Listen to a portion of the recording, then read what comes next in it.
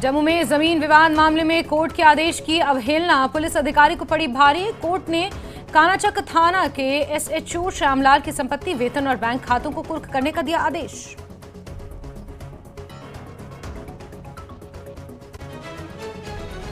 जम्मू कश्मीर में कैबिनेट विस्तार का मामला, कांग्रेस ने फिर दोहराई 2 कैबिनेट पद की मांग। नेशनल कॉन्फ्रेंस ने की है केवल 1 कैबिनेट पद की पेशकश।